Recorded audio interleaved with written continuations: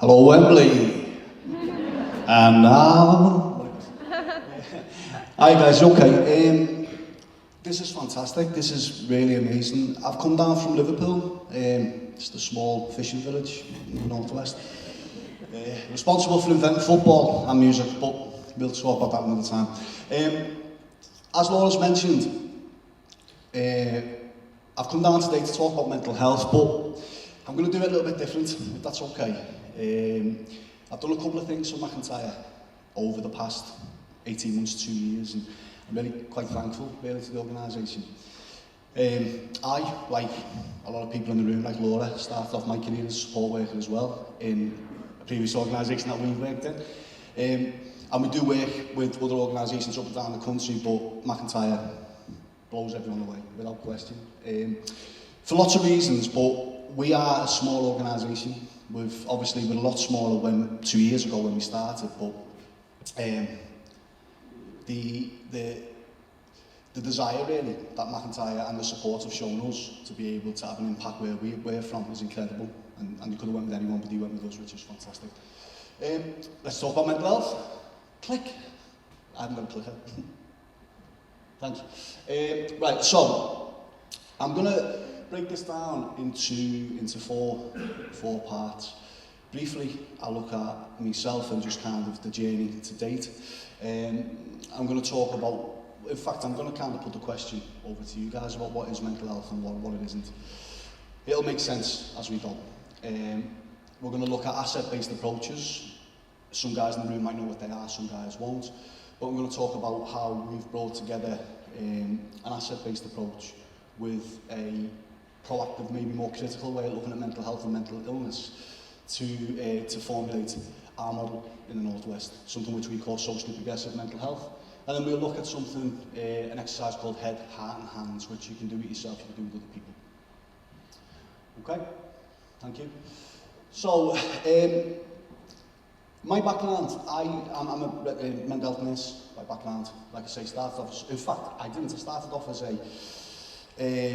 a carpenter, but I wasn't very good at that. So they let me go. And then I had to find a job, and I thought, well, what can I do? This was at age 18, what can I do? Thought I was good with people, and fell in social care. It was the best decision I ever made. It was amazing. Like I say, worked as a support worker initially, and then eventually trained as a mental health nurse. In 2018, after a long career in the NHS, predominantly, to be fair, in management positions, I was quite kind of disillusioned by what we were doing, or what we weren't doing, to be fair, in NHS services. So I went through quite a personal adversity really in 2018. My mum died, and things really started to unravel. They unravelled really, really quickly. I got a label of psychotic depression. Not sure I agree with the label, looking back. I didn't agree at the time, certainly. I was just a son grieving his mum, who died really quick, to be fair. And, you know, I won't dwell too much on this, but obviously it went pretty bad, pretty quick, and some dark thoughts started to happen. I attempted to take my own life a number of times. But as I put there, it didn't define me, it still doesn't define me, it just seasoned me. It just kind of gave me a little bit of wisdom, which hopefully I can share with yourselves. Before all of the experience and qualifications and that type of stuff, which traditionalists will say is what you need to work in mental health and stuff, I disagree with that wholeheartedly. I think if you're human and you're compassionate and caring, you've got enough. And in fact, that's worth more than any qualifications will do. So before all that, I can't make reference to the fact that I'm forever indebted to my mum, but not just my mum, people like my mum. She was, I hate the word, but she was normal, just a normal average person from a council estate in a place called Everton in Liverpool. Her example was one of resilience, resourcefulness, normalness. You know, she was a champion for many, but she could be a bit of a thorn on the side for others as well. She could be a clown, but she could probably annoy people as well.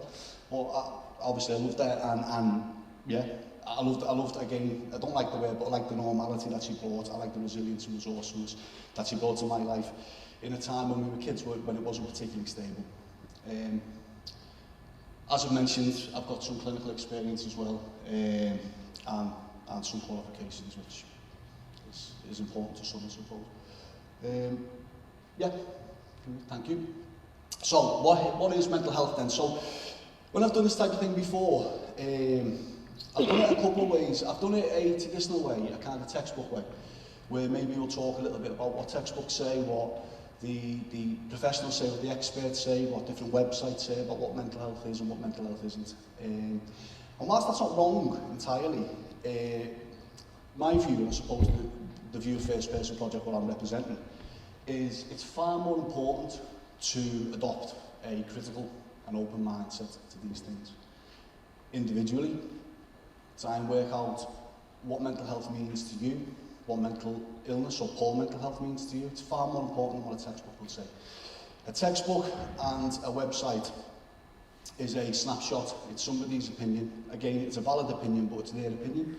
It's really, really, really important to think broadly, to spend some time, preferably when you're feeling okay about things, to really consider what it is that's making you feel okay.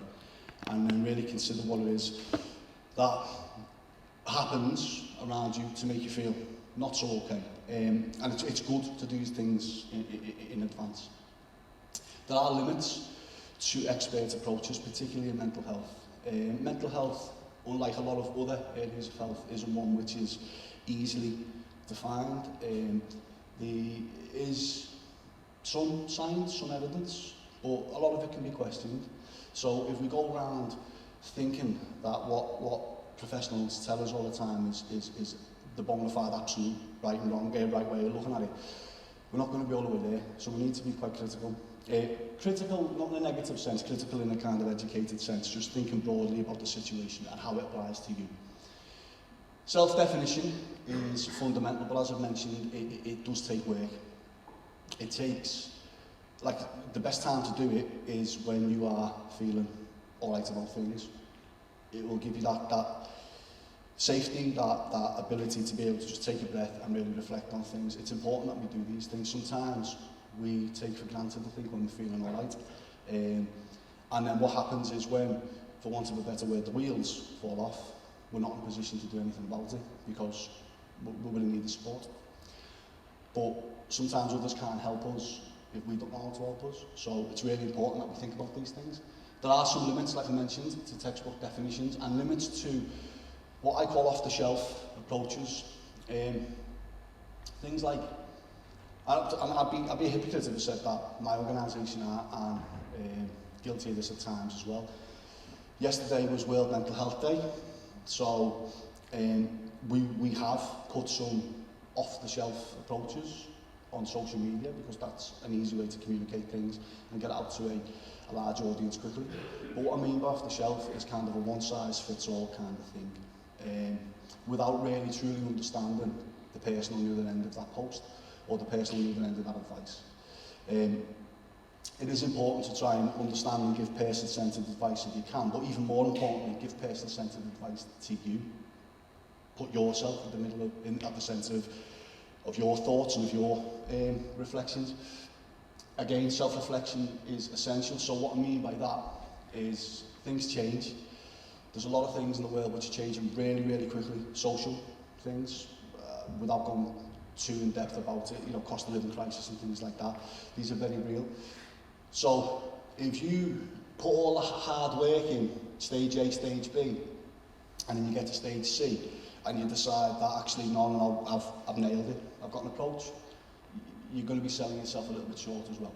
So think a little bit about the value of reflecting on where you're at and continue to grow, continue to learn these things. Again, better done when you're feeling okay about things. Like I mentioned, things do change, so be flexible. And ultimately, it's not about right or wrong. As I just mentioned a couple of minutes ago, nobody's got mental health and mental illness nailed. Nobody. There's not a scientist or a professional in the world who's got it absolutely nailed. So it's really important to come up with your own definition. D, really important. Validate yourself, validate others at every single opportunity. Every single opportunity. Like I mentioned, yesterday was World Mental Health Day, and one of the things we did, we played in a football tournament up in Liverpool for World Mental Health Day. And there was a guy, and there was about 16 teams there, so about 80 people. And this one guy, he was the biggest guy there as well, so we think about all these stereotypes, you know. He's about 6'5", big man, all these things. You know, he was the only one out of 80 people who pulled me to one side.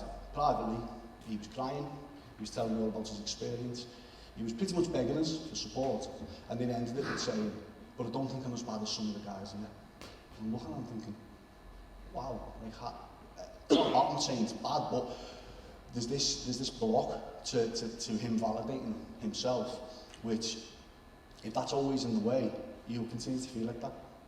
So validation, self-validation and validation of others is super, super, super important. It's their truth, it's your truth. You should respect that.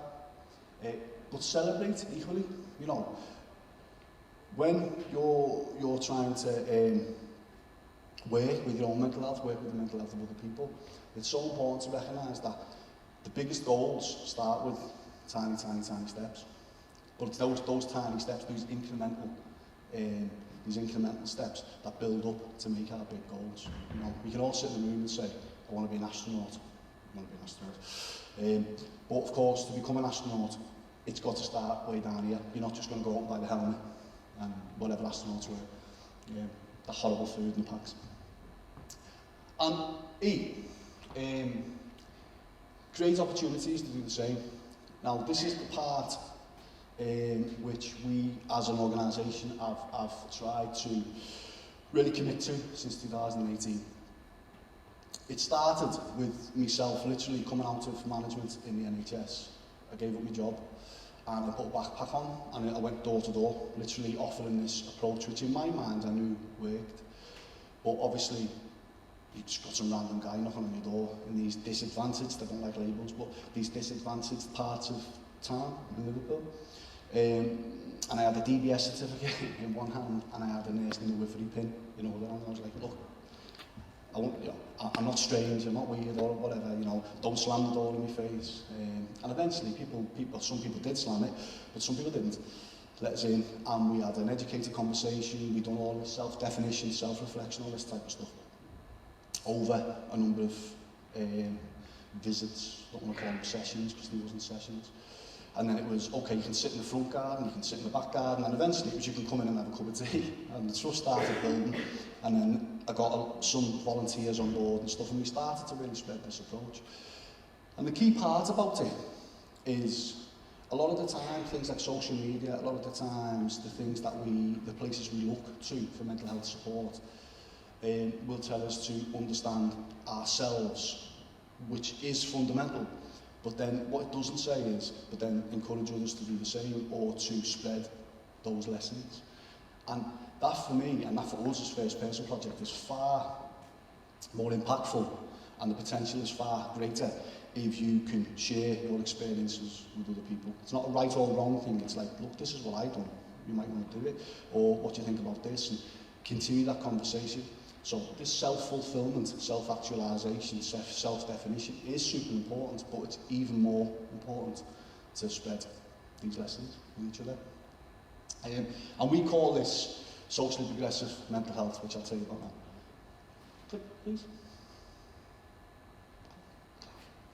Thank you. So we brought together one strand of what I've just discussed, this proactive, I suppose, critically reflective approach to looking at mental health and to talking about mental health and to educate people about mental health. We brought that together where instead of only working with people once they've become ill, we did and we still do work with anybody. So our service is super proud to have there's no eligibility criteria, it's free, we have no waiting lists. We work across the city region. We are a community interest company, or some people might know that as a social enterprise, which means We can do things like this, things like consultancy work, training, other services that we provide to bring some money in the front door, and then we reinvest that however we want. And that's because we have this commitment to this sustainable model of the service, i.e. us, is not at the centre of the picture.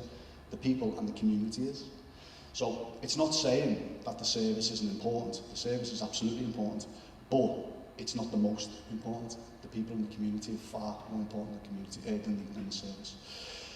And we have to create a situation where opportunities are there with or without service involvement, and we have to be okay with that.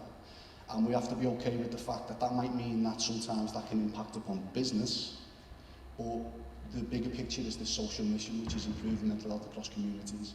Doing that will then improve mental health generally, which hopefully, eventually, will mean that the service is not needed, which is the aim, for us at least. So we brought that together with something called asset-based community development. I'm sure some people in the room have heard of this. Now, there's two parts, so I've put it up and it's easy for comparison. So, a traditional model when it comes to mental health services, mental health education, adopts this first deficit-based model. There's a focus on need. You usually need to have a problem before you can access the service. Does that make sense? Can you recognise it, but does it make sense to people? Yeah. I don't know if it's the best way of doing it, but that's typically the way. It's reactive. In other words, something happens and then something is put in place, rather than let's put stuff here to prevent the something happening. I don't want to turn this into a NHS bash, but think about that model. That's usually the most easiest way to think about it. Sometimes the interventions, well, first thing, they're called interventions, which is a problem because that's medical language, but they try and fix and cure. But the thing with mental health is, or mental health problems, is people aren't broken, so why are we trying to fix them? It's a very sane reaction to a set of insane circumstances.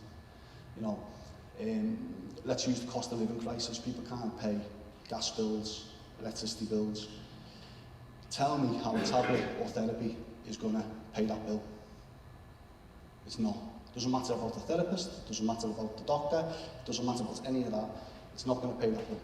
So why are we trying to fix people's reaction to this very, very, very real situation? Try not to fix. It emphasises this professional knowledge. We are the expert, you are in receipt of this. And then it's focused upon what people and communities don't have, rather than focus on what communities and people do have. So if you think about the statistic, one that was flying around quite a lot yesterday, and it's the same at every time of the year.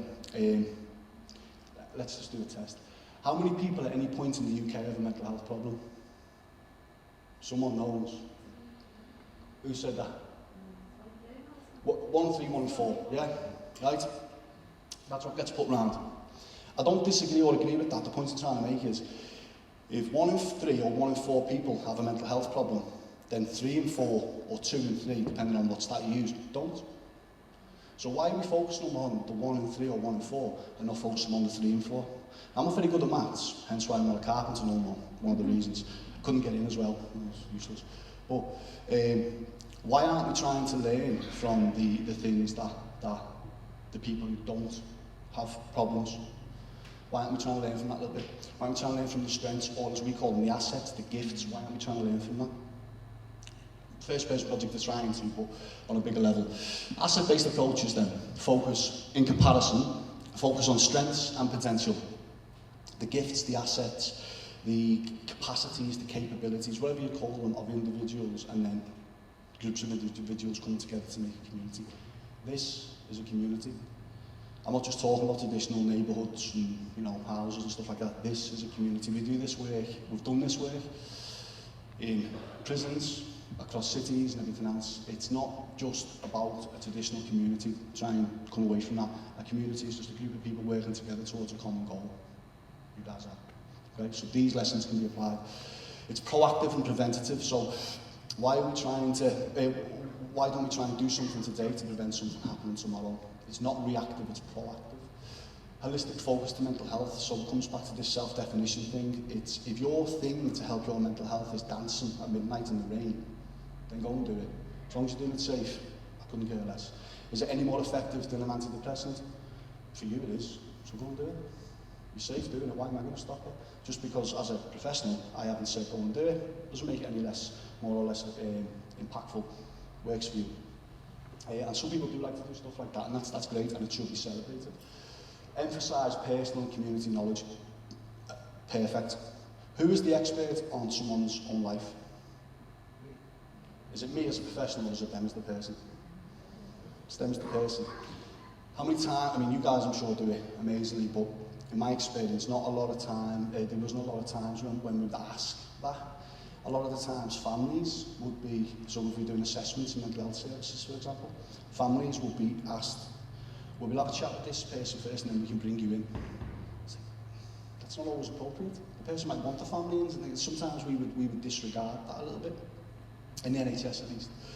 And it, like I say, it took till 2018 for me to really want to change that. And then the final point on asset-based approaches is it's focused on what people in communities have, but what they could have. Harnessing passions, potential, dreams, ambitions, and helping people, like I say, gradually, incrementally try to achieve these things, whatever that means for them. Thank you. So, as I mentioned, we brought together those two strands, this critical approach and this asset-based community development approach, and we started looking at communities in a different light. Now, traditionally, we will only focus on individuals in communities. So if you look at it, if you focus on a traditional approach to mental health and poor mental health, we only look at ourselves and what that means for us, and I don't think we do that particularly well either. I think if we do what I just said on a couple of slides ago there, where this kind of self-definition, self-reflection, if we can get that down, then we're doing this first point quite a bit. But let's say we do that kind of A1, you know, gold standard. Even still, we're only touching on one of 6 building blocks in the community. So we'll talk a little bit about how I can break down the individual gift discovery as we talk about it. We're going to do that in the next slide, but I wanted to look at the other 5. So an institution in a community, an institution, MacIntyre is an institution, First Person Project's an institution. Sometimes when we're trying to improve our mental health or to maintain good mental health or prevent poor mental health, we're always looking outward. We're always looking for the service, always looking for the, you know, a referral to a professional service. But sometimes, I mean, I've only had a quick look around, but all this stuff is incredible. This is an institutional, this is institutional support. Now, I don't know how much of this is accessed outside of conferences and things like that, but it's on offer and it's amazing, and the people I've met in MacIntyre are amazing. So, if you're not accessing it, maybe you know, start to try and understand what's on offer. Equally, leaders in the room, people who are in charge of services, how much are we talking about these things? Not just as a reactive thing, as a occupational health intervention, for example. How much are we doing it on a day-to-day? Right? These institutional things. Now, it doesn't just have to be MacIntyre as an institution. Your communities, in a traditional sense, are full of institutions as well. I've put the example of a bookstore, but it could be a school, it could be anything. Are we using these institutions to the full potential? Give an example.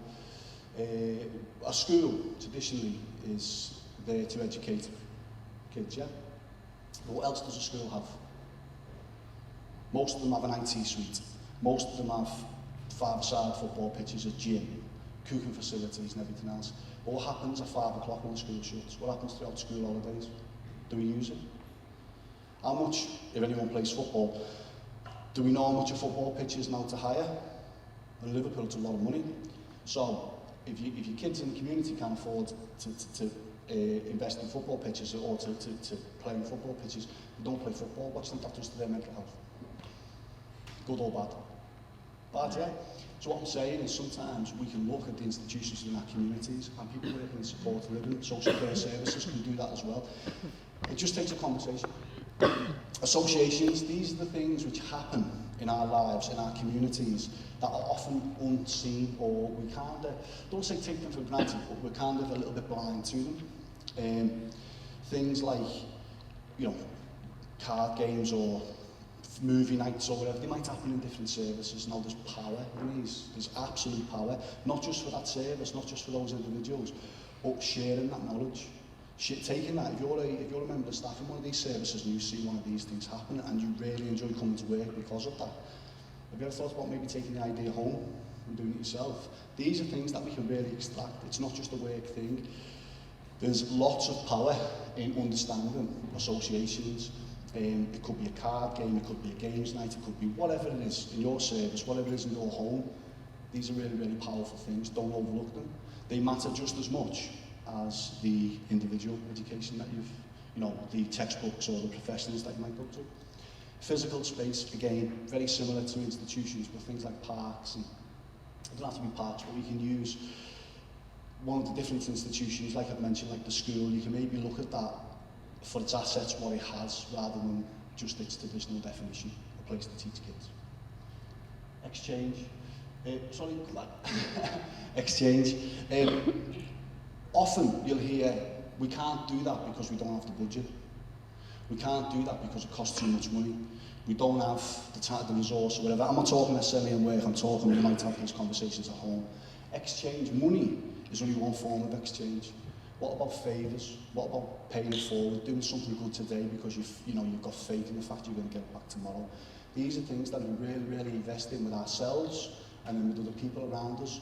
Eventually you'll start to see that the things that make us start to feel maybe bad about ourselves, developing poor mental health problems, they will become less and less frequent because we'll be able to see opportunity tomorrow where we can't see opportunity today. Okay? And then culture and stories. Humans and the human race is founded on culture and stories. Literally everything's a culture. I mean, everything. Someone came out with everything. Even science, even the things that we think are without doubt. Somebody somewhere, a man or a woman, it was a story that they told.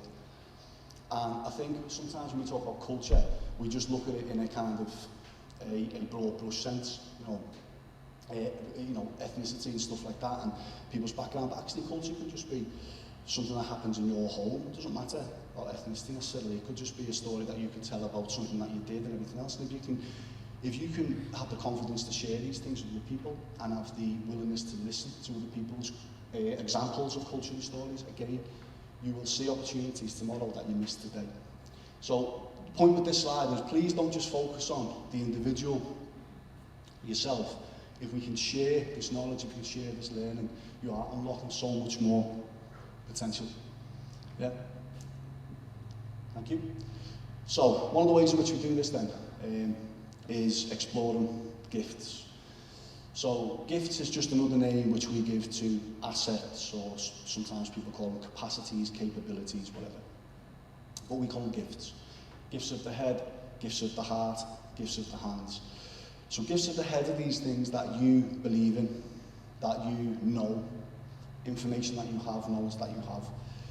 Do you as individuals really completely understand the things that you are good at, the things that you're knowledgeable about? Do you ever take the time to think about these things? If you don't, maybe that's a place to start. But as you'll see with the point after that, it's stuff that we understand well enough to be able to teach others, to show others, to explain to others. Gifts of the heart are these passions, these dreams, these ambitions that we have, which we care enough about to be able to want to do something about, which we can maybe inspire and encourage others to do the same about. These are things which we all have. Even I don't like quotes, but, I don't like labels, but even the bad neighbourhoods, the bad communities, they have all these too. Gifts of the hands. These are skills, talents, things that we are good enough at to be able to teach others. Yeah. I'm not saying if you're good at football you're going to make the next Wayne Rooney. I'm just saying that if you know some of the basics, you know how to, some of the basics around football, you might be able to teach somebody. It could be the guitar, it could be anything. Now, these are things that a lot of the time come naturally to us, but if we connect with others, and if we can understand completely about ourselves, the gifts that we have to offer, and then if we can share that message with others and encourage them to examine the gifts that they have to offer, then these can be amplified, these can be made a lot more loud, and can have a lot more of an impact.